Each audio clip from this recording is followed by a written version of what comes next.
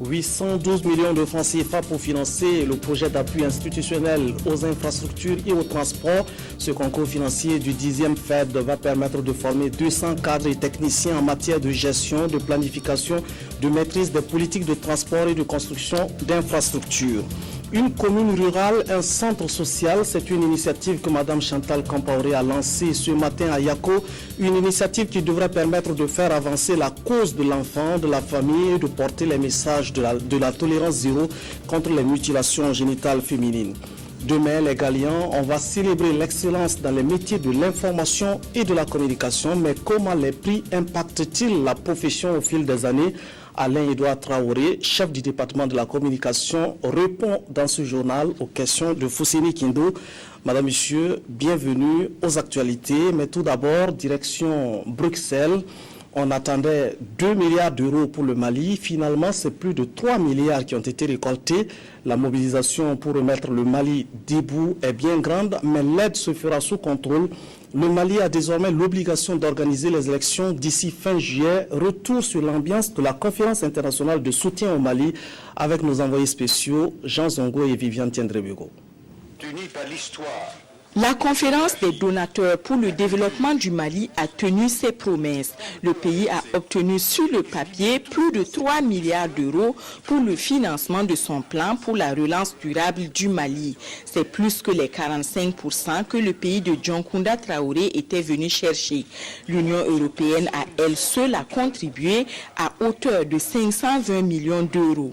Elle est suivie par la France, dont l'enveloppe promise est de 280 millions d'euros. Et c'est un président malien par intérim heureux qui quitte la rencontre de Bruxelles. Vous me permettrez, j'en suis sûr, d'exprimer la reconnaissance et toute la gratitude du peuple malien pour la CEDEAO, l'Union africaine, l'Union européenne, les Nations unies, les institutions de Bretton Woods et toutes les agences de coopération qui ont eu pour nous le plus grand souci et la plus grande sollicitude. Pour la France et l'Union européenne qui ont co-organisé la conférence des donateurs, c'est une réussite au regard de la participation d'une centaine de délégations. Nous n'allons pas terminer. Mais notre réponse ne peut pas être entièrement sécuritaire. Et c'est le sens de cette conférence. Le développement, le dialogue politique, la démocratie sont maintenant nos armes pour prévenir le retour des terroristes et en travaillant contre les causes mêmes qui ont permis l'enracinement de ces groupes. 7 chefs d'État africains ont pris part à la rencontre.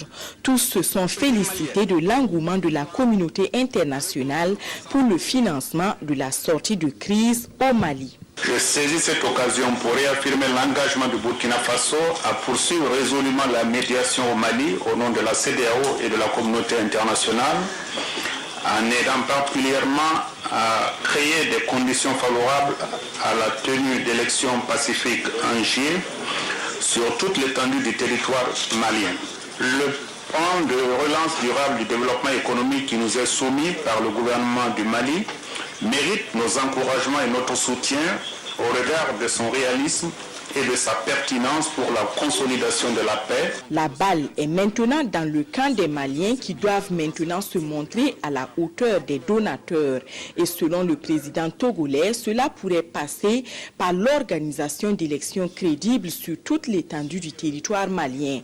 Cela implique que Kidal soit pacifié et que tous restent mobilisés pour éviter que les éventuelles braises qui couvent sous la cendre ne se rallument. C'est un soutien qui va contribuer à parachever la libération du Mali. Le Burkina se félicite pour sa part du succès de la rencontre de Bruxelles. Les sentiments de Djibril Basselé, représentant du médiateur de la CEDEAO, recueillis pour vous par Jean Zongo et Viviane Tiendrebego.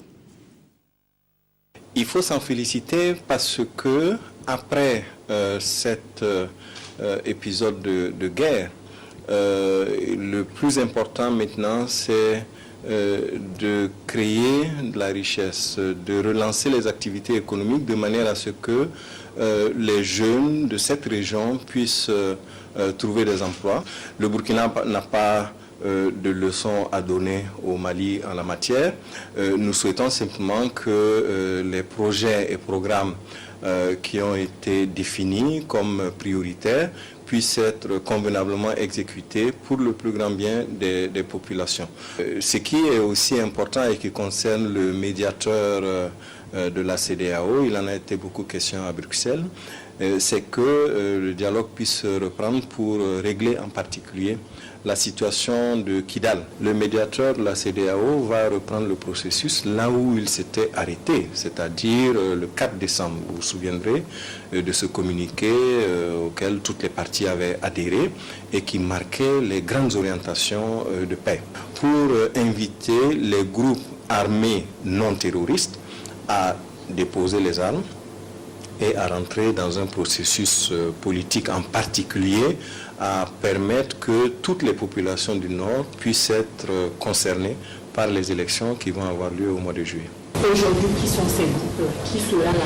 Pour l'instant, je préfère parler des groupes armés non terroristes, mais on sait à peu près qui ils sont. Vous avez le MNLA, vous avez le MIA qui est une dissidence en Sardine, et vous avez un autre mouvement arabe de l'Azawad.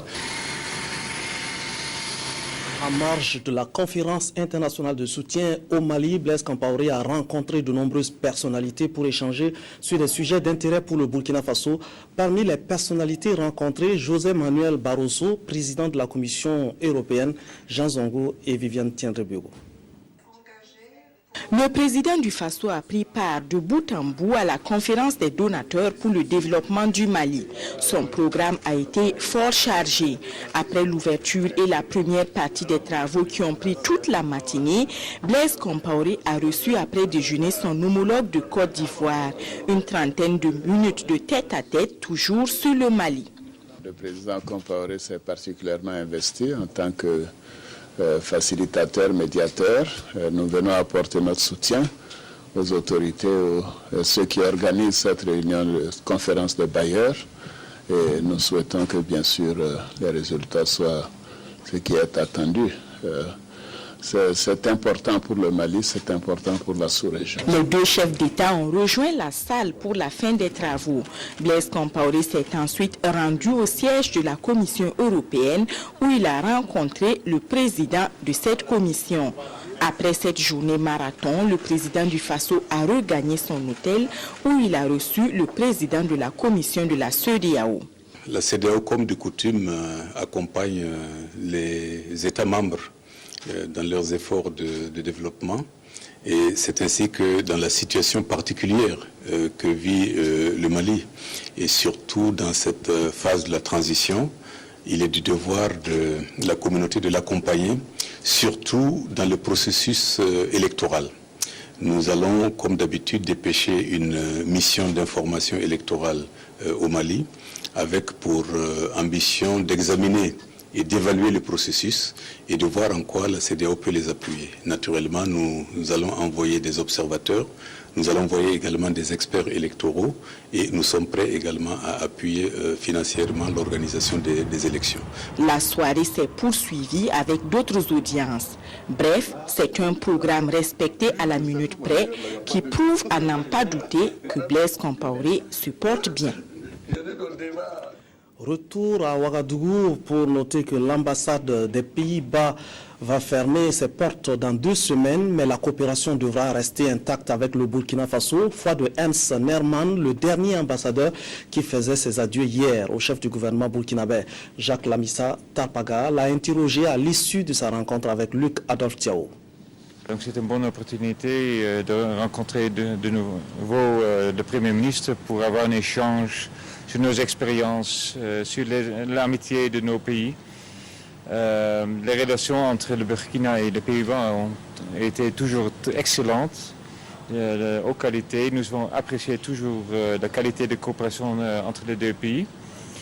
Mais c'est à cause de crise financière aux Pays-Bas, on a dû décider de fermer plusieurs ambassades. Ce n'est pas seulement ici au Burkina, mais là, nous avons fermé déjà 10 ambassades. Donc c'est malheureux, très malheureux aussi pour nous que le Burkina figure entre eux qui seront fermés. Mais ça n'a rien à faire avec la qualité de notre collaboration et coopération entre les deux pays. Donc sous autre forme, par exemple, il y a déjà des coopérations militaires entre les Pays-Bas et le Burkina, ça va continuer. Nous avons reçu la première mission commerciale il y a un mois ici au Burkina. C'était la première mission commerciale. Et donc ils ont promis de revenir ici dans 1 an et demi. Il y a plusieurs ONG qui sont très actifs ici, notamment SNV. Et en plus, nous finançons aussi des coopérations entre les organisations multilatérales comme l'Union européenne et les organisations du système des Nations Unies. L'écharpe du maire autour de la taille n'est pas convenable aux yeux de l'Association des municipalités du Burkina. L'AMBF l'a exprimé au Premier ministre. Bien d'autres préoccupations des maires et des municipalités sont soumises au chef du gouvernement, Jacques Lamissa Tarpaga. L'écharpe autour de la taille ne convient pas au maire. Le bureau de l'Association des maires du Burkina Faso, AMBF, l'a souligné au chef du gouvernement à cette audience. Une autre préoccupation soulevée est le statut des polices municipales. D'abord, il y a des problèmes de convenance parce que tel que porter à la ceinture pour un maire qui est en déplacement ou qui doit faire des mouvements, ce n'est pas toujours aisé. Deuxièmement, et c'est tout aussi important, j'ai pris l'exemple de la célébration des mariages. L'attribut qui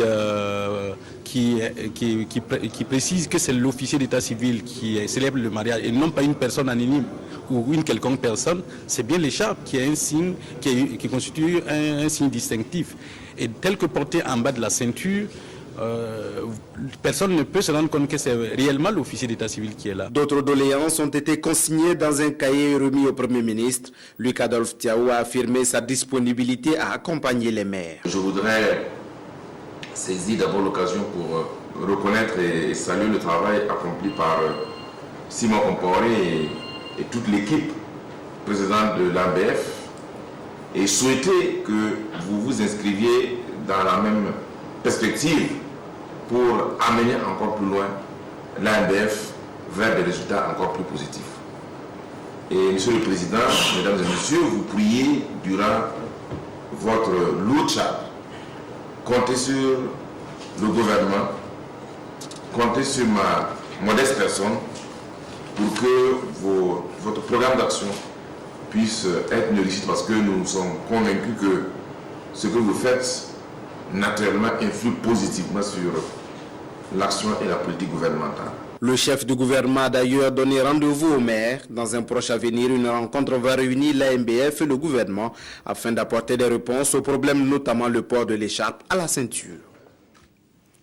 L'association des municipalités du Burkina qui était réunie ce mercredi 15 mai en assemblée générale pour examiner le projet de programme d'activité 2013 de l'AMBF. Cette instance statutaire devrait également faire le point des cotisations des membres. C'est un nouveau départ que prend l'association avec son nouveau bureau. Le reportage de Abdoul Rasmane Zongo. Les membres du bureau national et des bureaux régionaux de l'AMBF, Association des municipalités du Burkina Faso, réfléchissent sur comment dynamiser la dite association au bénéfice des différentes communes. Il s'agit pour nous d'examiner le projet de programme d'activité de l'année en cours, d'adopter également le projet du budget de cette année, mais aussi de réfléchir sur ce que nous avons pu constater et qui est connu, les difficultés de recouvrement des cotisations des communes membres. Avec la phase de transition, un certain nombre de communes n'ont pas pu honorer les engagements en termes de cotisation au sein de l'association. Donc c'est une question sur laquelle nous allons discuter. Le programme d'activité s'articule autour du plan stratégique de l'association pour la période de 2009-2018. C'est sur la base de l'adoption de ce plan stratégique que les différents programmes d'activité sont déclinés annuellement, qui prennent en compte un certain nombre d'objectifs parmi lesquels le renforcement des capacités, le renforcement des compétences, la formation, l'appui conseil et bien d'autres secteurs qui devront permettre aux communes d'avoir les ressources pour pouvoir être opérationnelles dans la mise en œuvre de leurs programmes respectifs. Cette première assemblée générale intervient 3 semaines après le renouvellement des instances de l'AMBF. Le nouveau bureau de l'AMBF a porté également ses doléances au président de l'Assemblée nationale qui a reçu Marin Il Boudou et son équipe. Hier, ils sont arrivés dans les bureaux de Sungalo Ouattara après l'ambassadeur de la République de Chine qui les avait précédés. L'ambassadeur taïwanais a parlé de coopération entre l'Assemblée nationale du Burkina et celle de son pays, la Yuan législative, Kwame Bama et Sungrinoma Ibrahim Gigma. Un mois après la présentation de ces lettres de créance au président du Faso, voici l'ambassadeur de la République de Chine-Taïwan chez le président de l'Assemblée nationale. Au cours de cette visite dite de courtoisie, il a surtout été question de coopération entre l'Assemblée nationale de Burkina Faso et sa correspondante en République de Chine-Taïwan, la Yuan législative. Entre l'Assemblée nationale de Burkina Faso et le Yuan législative de la République de Chine-Taïwan, on a une histoire de coopération très longue. Dans le passé, on a offert des ordinateurs aux membres de l'Assemblée nationale. On a offert aussi un minibus et aussi les équipements pour la radio parlementaire. Aussitôt que le véhicule du diplomate taïwanais quitte la cour de la représentation nationale, que le bureau de l'Association des municipalités du Burkina Faso, AMBF, y fait son entrée. Une délégation forte d'une 60aine de maires, avec à sa tête son président, Marin Casimir Il Boudou. Nous avons voulu rendre visite à son Excellence, Monsieur le Président de l'Assemblée nationale, pour lui présenter les membres du bureau, mais aussi pour partager avec lui certaines de nos préoccupations qui sont pendantes et pour lesquelles nous souhaiterons en tout cas un regard attentif du côté de l'Assemblée nationale. Ces préoccupations tournent autour de l'amélioration des textes régissant les collectivités territoriales, le renforcement des compétences des élus locaux et les mesures d'accompagnement, car, rappelle le président de l'AMBF, c'est l'Assemblée nationale qui vote les textes et le budget. Le chef de file de l'opposition a donné ce matin sa lecture des grandes questions d'actualité relatives à la situation nationale et à la vie des institutions. Il s'est exprimé sur la hausse des prix du gaz, la question du Sénat, la sécurité, le point avec Maïmouna Traoré. Ce premier point de presse a permis au nouveau chef de file de l'opposition de donner son appréciation des faits et événements qui rythment la vie politique nationale, s'appuyant sur les résultats d'une étude faite par une revue spécialisée sur la gestion des mines au Burkina Faso. L'opposition politique réclame une commission d'enquête parlementaire pour faire la situation de toutes les activités minières en cours et enquêter sur l'usage qui est fait des ressources qui en découlent. Pour le chef de file de l'opposition politique, cette revue a révélé un scandale sur la gestion des mines. Sur la question du Sénat, Zéphirin Diabré et ses collaborateurs réaffirment leur opposition au projet, estimant que le Sénat n'apportera rien de plus que l'Assemblée nationale actuelle en matière de vote des lois et coûtera au moins 36 milliards de francs CFA pour la première mandature. Les animateurs de ce point de presse se sont également penchés sur les difficultés liées à l'installation des maires. Ils demandent un audit complet sur le processus électoral. Autre point abordé à cette conférence de presse, les grèves et autres mouvements de protestation dans les secteurs de la santé et de l'éducation. L'opposition politique a exprimé sa solidarité pleine et entière, selon les mots de Zéphirin Diabré, à tous ces acteurs qui luttent pour de meilleures conditions de vie, d'études et de travail. La hausse du prix du gaz préoccupe l'opposition politique. Elle s'inquiète également face à la persistance de l'insécurité au Burkina Faso. Elle interpelle le gouvernement sur ses responsabilités et l'invite à prendre des mesures appropriées pour assurer la sécurité des personnes et des biens. À ce point de presse, les hommes de médias ont été informés des chantiers de rénovation engagés par le nouveau chef de file de l'opposition. L'ancrage institutionnel, l'adoption de règles de l'organisation de l'opposition et du programme minimal alternatif, l'élargissement de la base sociale de l'opposition en direction de toutes les composantes de la société et la mobilisation des ressources conséquentes pour une action plus visible et plus efficace de l'opposition. Zéphirin Diabré donne désormais rendez-vous chaque semaine aux journalistes pour livrer ses positions sur la conduite des affaires du pays. À Yako, 3 événements étaient célébrés de façon conjointe en ce jeudi 16 mai, la journée internationale de la famille, la journée de l'enfant africain, la journée nationale de lutte contre la pratique de l'excision. L'esprit qui animait la communauté nationale à Yako, c'est la prise de conscience d'une responsabilité collective, la nécessité de protéger les membres de la famille contre toute forme de violence. La première dame a saisi la tribune de Yako pour lancer une initiative qui devrait participer à faire avancer la cause de la famille, un centre social pour chaque commune rurale. Le reportage de Marguerite Douagneau.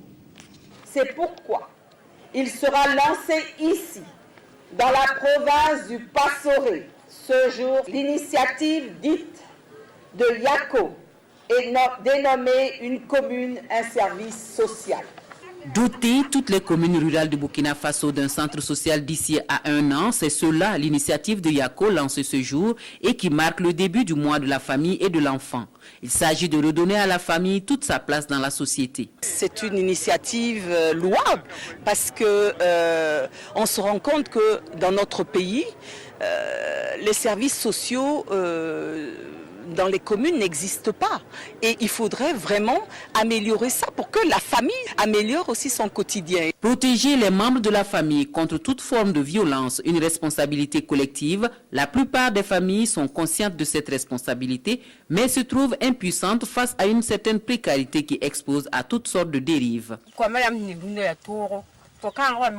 Les enfants de nos jours sont difficiles à éduquer quand on n'a rien. Mais on se remet à Dieu. Si nous avions plus de moyens, nous réussirions plus à les garder à la maison. Le mois de la famille, c'est la commémoration conjointe de 3 journées, à savoir la journée internationale de la famille, la journée nationale de lutte contre la pratique de l'excision et la journée de l'enfant africain.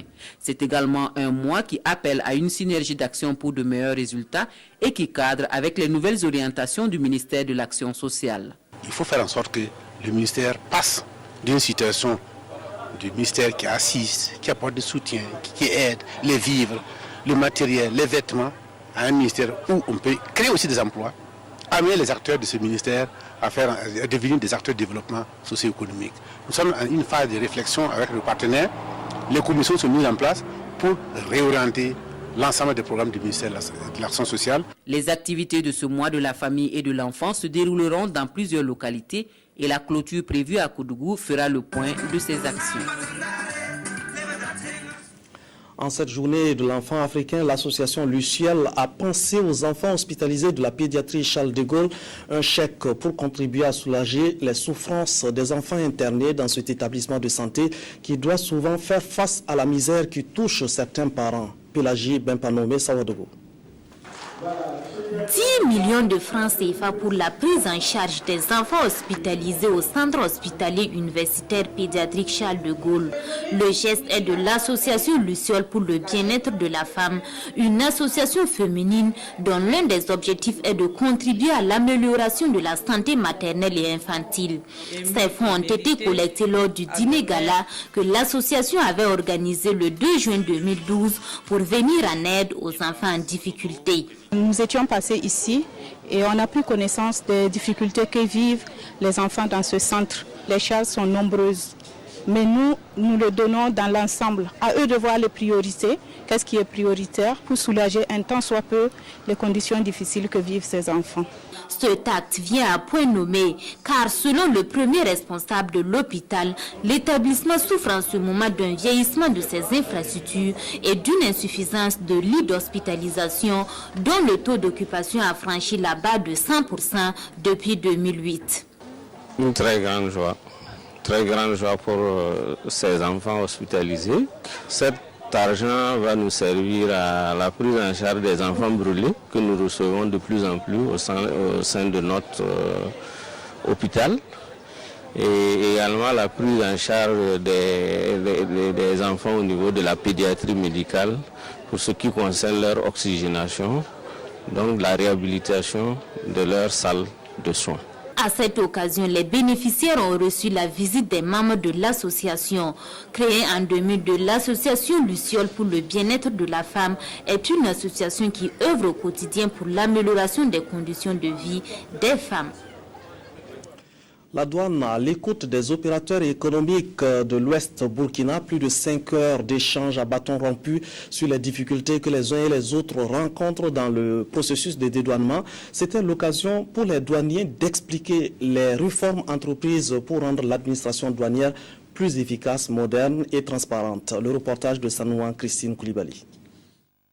Le mois dernier, il était question pour un groupe de commerçants de la ville de Sia de battre le pavé pour réclamer, entre autres, la simplification de certaines procédures douanières.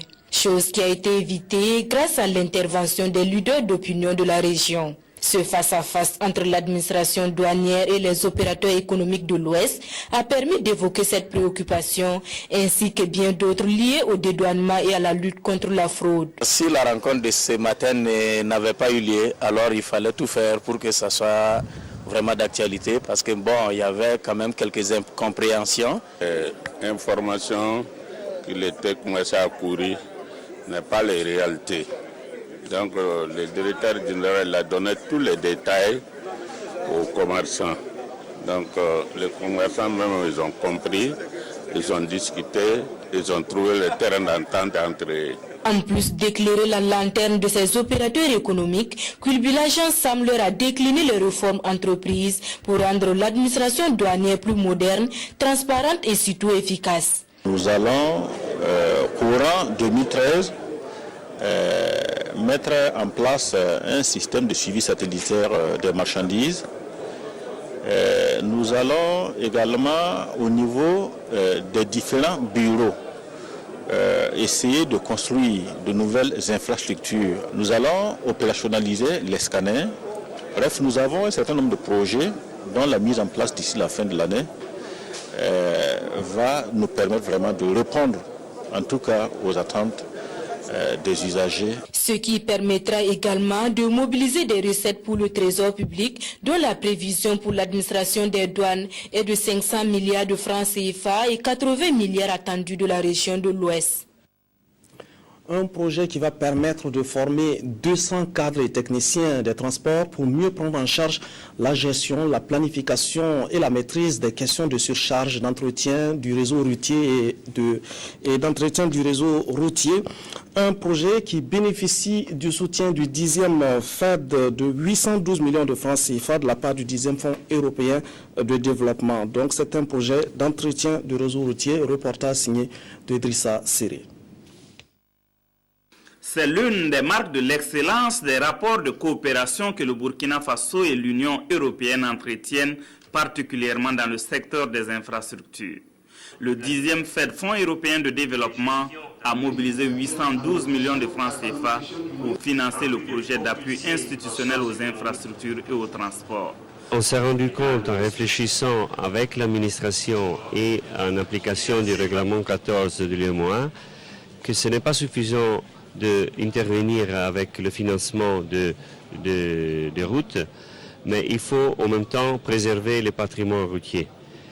Et cette préservation se fait à la fois par des mesures qui visent la réduction de la surcharge, mais aussi avec le renforcement des capacités des cadres du ministère. Donc cette action de formation est une déclination de cette dernier volet. Avec ce programme, 232 agents du département des infrastructures pourront améliorer leurs compétences. Les défis essentiels, c'est la lutte contre la surcharge, la lutte contre l'insécurité routière, la lutte pour la construction de voies et de voies terrestres et de voies ferroviaires pour permettre, en tant que pays enclavé, à notre pays, de pouvoir faire des échanges L'honneur revient au cabinet Afrique Compétences d'inaugurer cette session de renforcement des compétences. Notre action porte sur la formation sur l'utilisation du logiciel ArcGIS, MapInfo, AutoCAD, Civil 3D. Ce sont des outils de collecte, de traitement d'informations géographiques.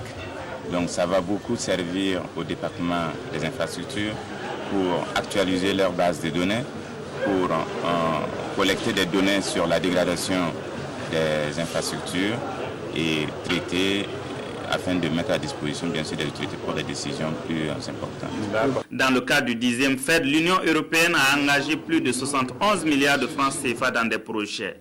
Elle réaffirme sa disponibilité à accompagner le gouvernement burkinabé en améliorant les outils de planification et de gestion du secteur des infrastructures. À la veille de la célébration de la 16e édition des Galians, les jurys sont déjà prêts pour livrer leur verdict. Ils ont travaillé durement pendant des jours pour apprécier la qualité des œuvres en compétition. Ils ont reçu hier les salutations du ministre de la Communication, le reportage de Yolande Lompo. Dans moins de 24 heures, l'heure de la moisson sonnera pour les différents communicateurs qui compétissent dans les 3 catégories que sont les langues nationales Gourmand-Chema Dula Fulfulde, le français et la presse en ligne. Les jurys ainsi constitués se composent de 8 membres pour les langues nationales, 12 pour le français et 4 pour la presse en ligne. J'ai tenu à les recevoir, à échanger avec eux pour les remercier pour leur engagement, mais aussi pour leur implication autour justement de la nuit du communicateur et spécifiquement des prix Galian. Aussi lui ont-ils transmis les différents rapports qu'ils devraient examiner afin de leur permettre d'améliorer leurs prestations pour faire des Galiens une tribune d'échange et de partage d'expériences. Le jury presse en ligne est à sa première édition. Malgré l'annonce tardive, nous avons reçu une trentaine d'œuvres reparties dans 3 catégories, c'est-à-dire la catégorie Pure Player, la catégorie blog et réseaux sociaux, et enfin la 3e catégorie, c'est l'audiovisuel en ligne. La recommandation que nous avons formulée à l'endroit surtout des candidats, c'est qu'ils lisent les textes réglementaires d'abord avant de compétir. Deuxième recommandation conforme, c'est que le web a ses spécificités. Donc la presse en ligne, ce n'est pas une copie des articles sur papier ou des articles qui passent justement sur les chaînes de radio ou sur les chaînes de télé. Rendez-vous a été pris pour le 17 mai dans la salle des banquets de Ouaga 2000 pour la 16e édition de la nuit du communicateur. Mais d'ores et déjà, le premier responsable en charge de ce département projette de regrouper les membres de ces jurys après cette grande rencontre annuelle pour faire le bilan afin de mieux préparer les perspectives en corrigeant les erreurs pour les années à venir. Comment les prix Galian au fil des années ont-ils impacté le professionnalisme des journalistes? Fousseni Kindou a posé la question à Alain Edouard Traoré, ministre de la Communication et porte-parole du gouvernement. Voici sa réponse. Si on s'en tient aux propos même des professionnels de la communication, ces prix créent un intérêt certain. D'autant qu'on se rend compte que et quels que soient ceux qui soutiennent fortement ou ceux qui sont plus ou moins réservés, et tout le monde en parle. Donc c'est une façon d'y montrer un intérêt réel. Et il va de soi que les prix Galian ont apporté quelque chose de nouveau à la profession. Et je pense que c'est devenu un référentiel. Le secteur des médias, ce n'est pas simplement sortir des journaux. Et c'est tout un processus qui va depuis la formation des journalistes, depuis l'encadrement de l'espace médiatique, depuis les réglementations, et jusqu'à, je dirais, à l'exercice quotidien. Et en instaurant des prix, on ajoute une touche, je dirais, qui vient accomplir en termes d'excellence un peu tout ce processus, et où les journalistes se confrontent justement à l'évaluation de leurs pairs constitués en un jury, et pour pouvoir honorer, je dirais, la profession. Et c'est ça notre attente. Et c'est ça qui nous comble et je pense que nous avons pu atteindre quelque chose en termes de politique du développement du secteur. La presse écrite en langue nationale participe à la compétition des Galiens depuis quelques années. Les rédacteurs du journal La Bali sont montés plusieurs fois sur la plus haute marche des Galiens consacrée aux productions en langue nationale. C'est un journal qui a plus de 10 ans d'âge et qui contribue à l'information et à la sensibilisation des populations alphabétisées par Tintois. 10 000 lecteurs lisent ce journal chaque mois. Karim Namono s'est intéressé à la vie de ce journal et voici son reportage. Là-bas, lit en Goulmanchema, nouvelle en français, le journal est l'un des pionniers dans l'univers des parutions en langue. Porté sur les fonds baptismaux en mars 1988, il a rompu les barrières linguistiques dans l'accès à l'information et ce, grâce à des animateurs comme Asibidi Namuntougou. Il se rend aujourd'hui à Diapangou pour une enquête sur la hausse des prix des céréales. Prise de vue et échange, c'est devenu un rituel pour lui et il met toujours un point d'honneur à jouer les médiateurs. Mon idée, c'est pour chercher une solution. Ce n'est pas pour enfumer. En tout cas, je cherche une solution tout le temps. Même si je viens à un reportage simple, chaque fois je cherche quelque chose qui va aider la personne dont j'ai interviewé et celui qui va lire mon journal. Asibidi Namuntougou est l'un des 4 rédacteurs de La Bali qui travaille en étroite collaboration avec 38 correspondants de presse. Formés sur le tas, ils ont par la suite reçu d'autres formations sur les genres journalistiques, ce qui a d'ailleurs permis à Yuanli Djahandi d'être l'une des grandes plumes du mensuel d'information générale. À son actif, 2 Galiens. À ses débuts, le journal était imprimé à 1200 exemplaires et aujourd'hui, il est tiré à 3500 numéros par mois. La chaîne de production ne se rompt pas ici. Elle se poursuit dans la salle de pagination, tenue par une quinzaine d'agents, preuve que la Bali fait vivre de nombreuses personnes au siège à Fadangourma. À Potiamanga, des hommes et des femmes tirent aussi profit du journal grâce aux séances de lecture. Ils obtiennent la Bali grâce à un abonnement annuel de 1000 francs CFA pour les 12 numéros. En groupe ou en famille, les lecteurs trouvent dans la Bali des informations utiles. Nous exploitons les informations publiées dans le journal pour améliorer nos connaissances sur l'agriculture et l'élevage. Il serait plus de 10 000 personnes à lire la Bali au nord du Togo et du Bénin, à l'ouest du Niger, dans les régions de l'Est et du Sahel du Burkina Faso. Des régions où l'on rencontre aussi des Moussis et des Peuls. Bientôt, ils pourront lire le journal dans leur langue. Nous sommes en train de voir comment faire sortir un journal en langue fulfulde et en moré aussi. Donc d'ici juin, s'il plaît à Dieu, cela sera fait. Ainsi donc, le nombre de lecteurs connaîtra une croissance, facilitant du même coup l'accès à l'information à ceux qui ne savent pas lire en français, ce qui fera du droit à l'information pour tous une réalité. Un cadre de formation dans les domaines de sciences de la santé s'ouvre à Dédougou. Il s'agit de l'école de santé Sainte-Edwige. C'est une belle opportunité qui devrait réjouir les jeunes de la boucle du Moun et des environs. Le reportage de Moumouni Barou. Le cercle des écoles de santé s'agrandit au Burkina Faso. L'école privée de santé Sainte-Edwige, annexe de Dédougou, vient d'être inaugurée officiellement au grand bonheur de la jeunesse. Bâti sur un terrain de 5 hectares, l'établissement est composé de 7 salles de classe, d'un bâtiment administratif, de 9 bureaux et d'autres salles annexes. Environ 100 millions de francs CFA ont été injectés dans la réalisation de cette infrastructure. Une infrastructure qui a pour but de participer à la formation des agents compétents dans le domaine de la santé. Moi, j'ai une conviction qu'une femme qui doit donner la vie doit rester en vie.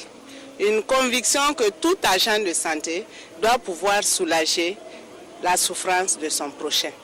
Donc voilà pourquoi je suis engagée depuis un certain temps dans la formation des professionnels de la santé. Et nous sommes heureux de voir cette école s'agrandir et puis se déporter surtout dans la boucle du Moumoun, notamment à Dédougou.